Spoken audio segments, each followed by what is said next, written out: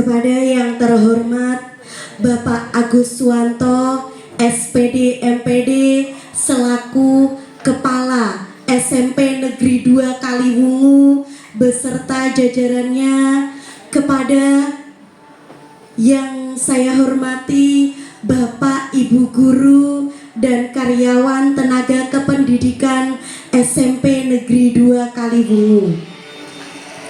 Puji syukur kehadirat Allah Subhanahu wa Ta'ala yang telah melimpahkan segala rahmat hidayahnya sehingga kita dapat berkumpul semua dalam kegiatan berbagi praktek baik dengan sehat walafiat tanpa suatu halangan apapun.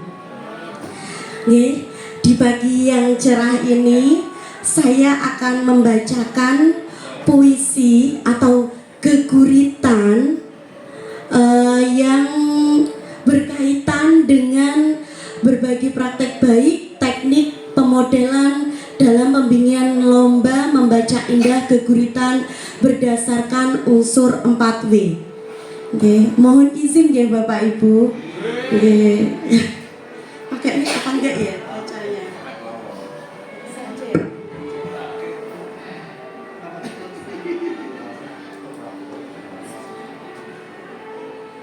Zaman palsu,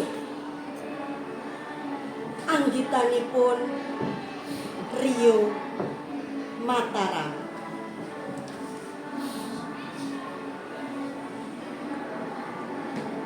Bapak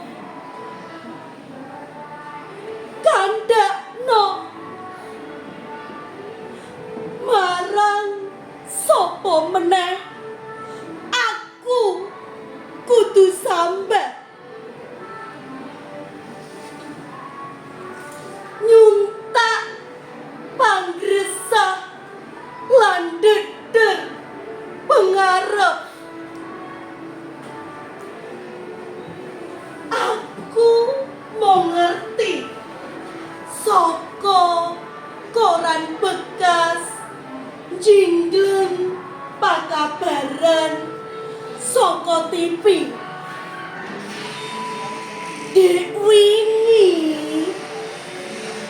ana atusan ewu palsu, eketan ewu palsu, puluhan ewu palsu,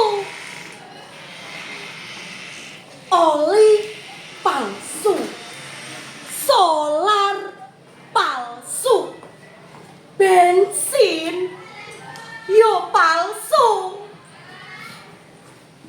Apa pabrike yo palsu?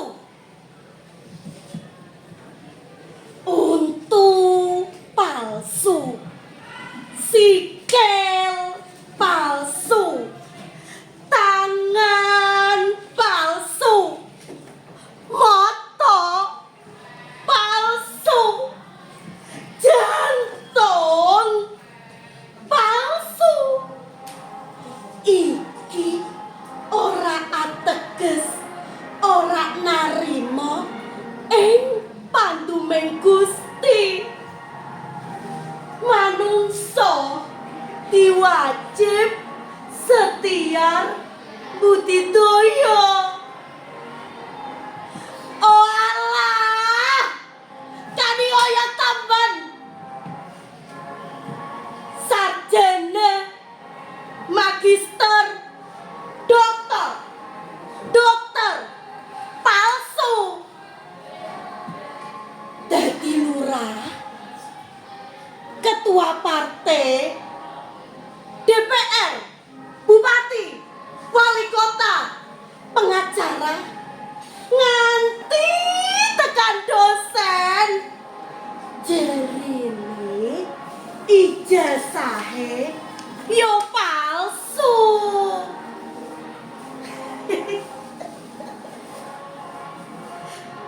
Esam guyu tangis seragam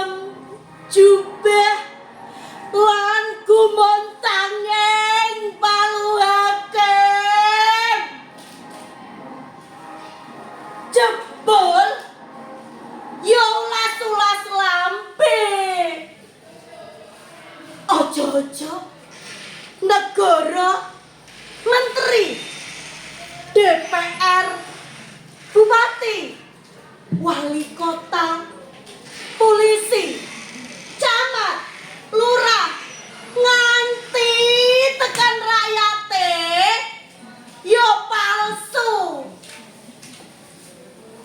Apa aku kudu gentip ing jaman sing sarwa palsu, utawa kudu nyirami panganganku nganggo getihku dhewe? Ojo-ojo getihku yo palsu. Palsu.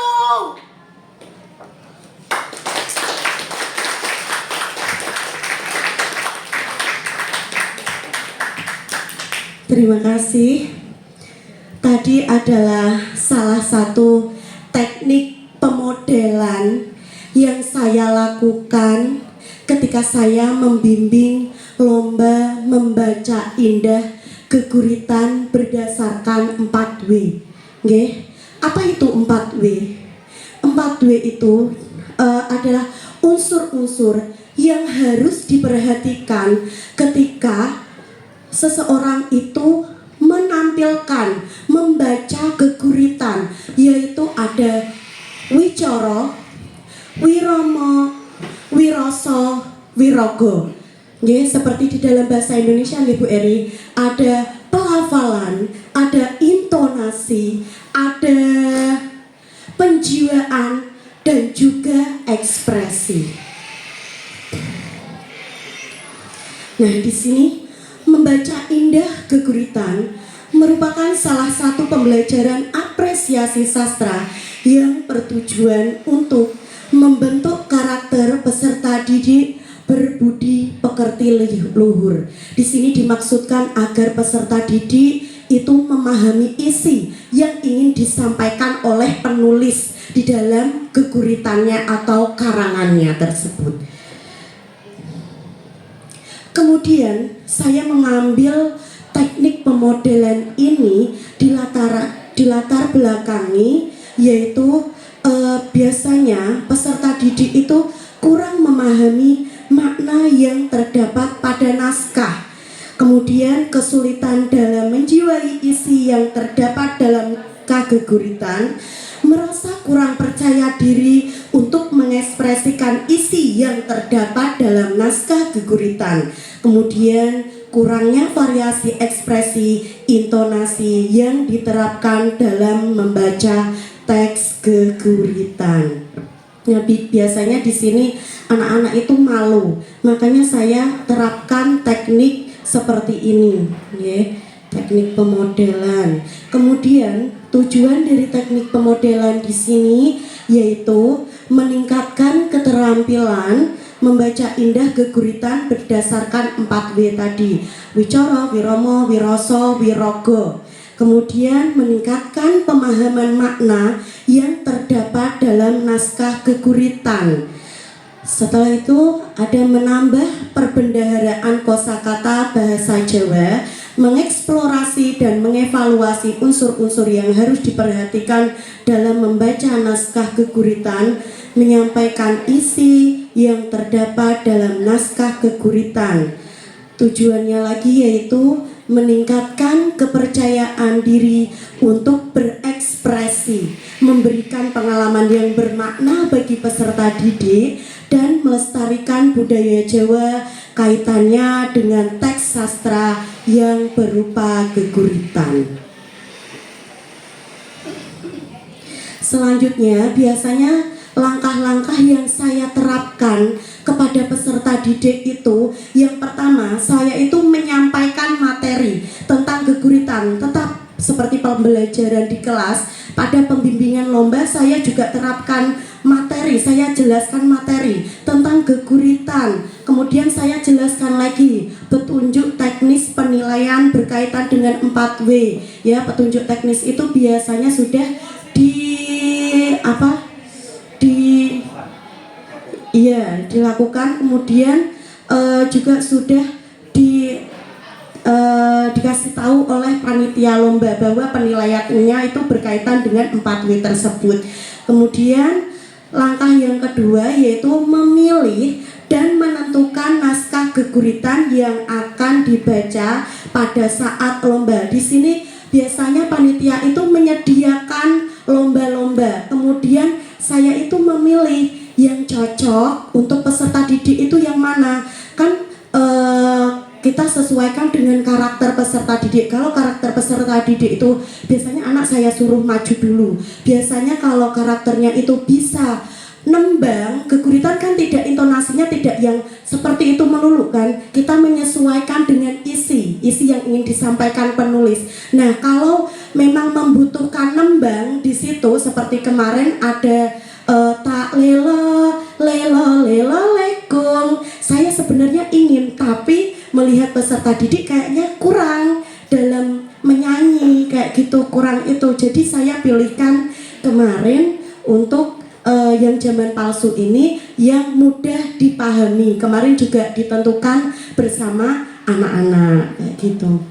Kemudian langkah yang ketiga, mengartikan kata-kata yang dianggap sulit agar peserta didik di sini mampu menjiwai dan mengekspresikan teks geguritan yang akan dibaca. Di sini kami biasanya, saya beserta anak-anak mengartikan kata-kata sulit untuk mendapatkan feel, nanti untuk bisa diekspresikan, setelah dijiwai nanti bisa diekspresikan dan mendapatkan hasil yang maksimal.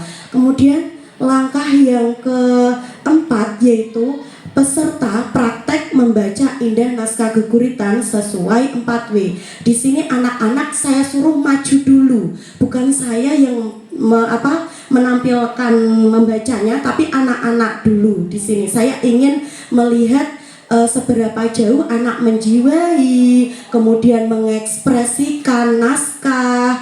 Nah, seperti itu.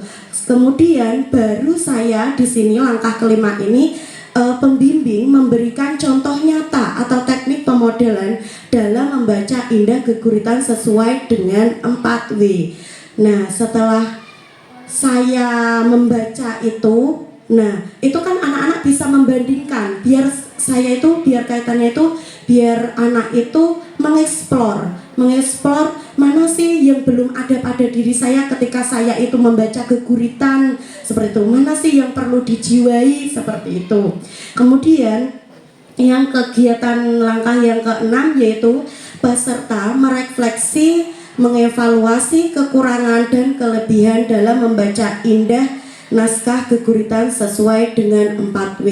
Tadi setelah saya memberikan pemodelan, mereka jadi mengetahui kekurangan dan kelebihan. Kekurangannya saya itu apa? Oh, ketika yang saya tampilkan dengan yang Bu Nila tampilkan itu berbeda. Jadi saya harus seperti yang Bu Nila tampilkan seperti itu. Misalkan penjiwaannya kurang, jadi anak-anak juga tetap antusias. Saya juga memberikan ayo latihan berulang-ulang seperti itu. Di situ juga kita bersama-sama mengevaluasi kekurangannya. Kemudian di sini kekurangan dari teknik pemodelan yaitu membutuhkan waktu yang cukup lama untuk mencapai keberhasilan peserta didik dalam membaca indah naskah geguritan berdasarkan 4W. Nah, ini waktunya itu tidak sedikit ya Bapak Ibu. Latihan itu tidak hanya dilakukan hanya 3 kali atau 4 kali anak langsung bisa, tapi di sini membutuhkan waktu. Okay? Kelebihannya, peserta didik secara langsung dapat memahami cara membaca indah naskah geguritan berdasarkan 4W, kemudian dapat mengetahui variasi cara membaca indah naskah, kemudian antusias membaca naskah, menjadi lebih percaya diri. Nah, itu kegiatannya, Bapak Ibu sudah selesai. Itu kegiatannya ada pemilihan naskah, penerjemahan, kemudian pada saat peserta didik membaca bergantian, saya juga membaca di sini hasilnya kemarin. Hasilnya alhamdulillah peserta didik dapat membaca dengan percaya diri, membaca naskah keguritan. Alhamdulillah untuk Azam mendapatkan juara 3 kemarin Kabupaten Kendal. Untuk Najwa belum. Terima kasih. Ini quotes pada pagi hari ini. Orang yang berhasil adalah orang yang menjadi dirinya sendiri. Cekap semanten sang kula wonten kupat janure klapa. Ini sebenarnya lagu ding. Wonten kupat janure klapa, sedaya lepat nyuwun pangapura. Andum ilmu iku ibadah, besok dadi amal jariah, besok dadi amal jariah. Wassalamualaikum warahmatullahi wabarakatuh.